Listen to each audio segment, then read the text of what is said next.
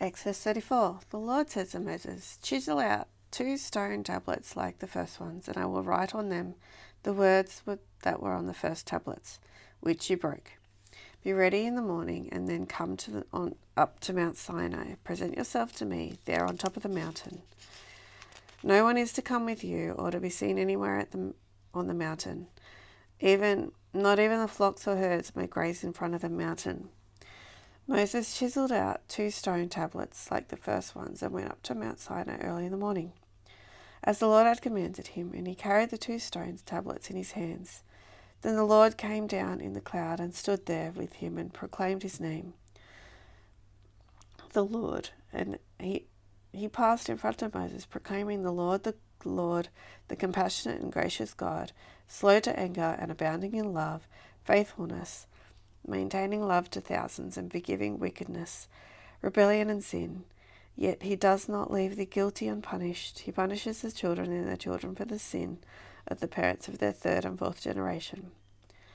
Moses bowed to the ground at once and worshipped the Lord. He said, "If I have found favor in your eyes, then let the Lord go with us.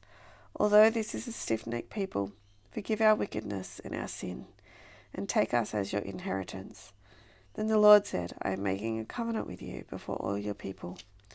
I will do wonders never before done in any nation in all the world. The people you live among will see how awesome is the work that I, the Lord, will do for you.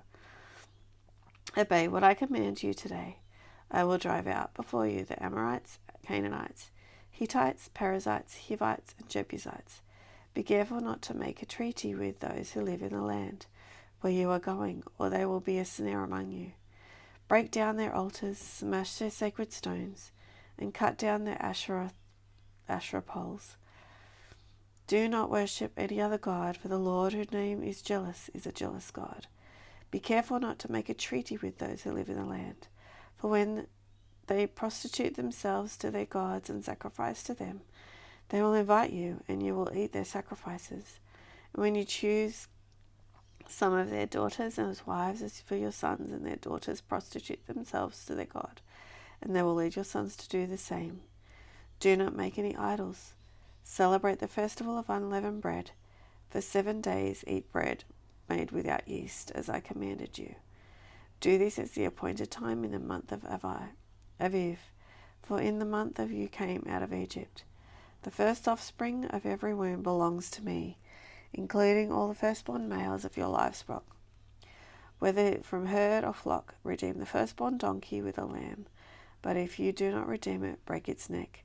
Redeem all your firstborn sons. No one is to appear before me empty-handed. 6 days you shall labor, but on the 7th day you shall rest. Even during the plowing season and harvest you must rest. Celebrate the festival of weeks with the first fruits of the wheat harvest, at the festival of ingathering at the turn of the year. 3 times a year all your men are to appear before the sovereign Lord, the God of Israel. I will drive out nations before you and enlarge your territory, and no one will cover your land when you go up 3 times each year to appear before the Lord your God. Do not offer the blood of a sacrifice to me along with anything containing yeast, and do not let any sacrifice from the Passover festival remain until morning. Bring the best of the first fruits of your soil to the house of the Lord your God. Do not cook a young goat in its mother's milk. Then the Lord said to Moses, "Write down these words, for in accordance with these words I have made a covenant with you and with Israel." Moses was there with the Lord 40 days and 40 nights, without eating bread or drinking water. He wrote on the tablets of the words of the covenant and the 10 commandments. When Moses came down from Mount Sinai with the 2 tablets of the covenant law in his hands, he was not aware that his face was radiant, because he had spoken with the Lord. When Aaron and all the Israelites saw Moses, his face was radiant, and they were afraid to come near him. But Moses called to them, so Aaron and all the leaders of the community came back to him. And he spoke to them. Afterward, all the Israelites came near, and he gave them all the commands the Lord had given him on Mount Sinai. When Moses finished speaking to them, he put a veil over his face, But whenever he entered the Lord's presence to speak with him, he removed the veil until he came out.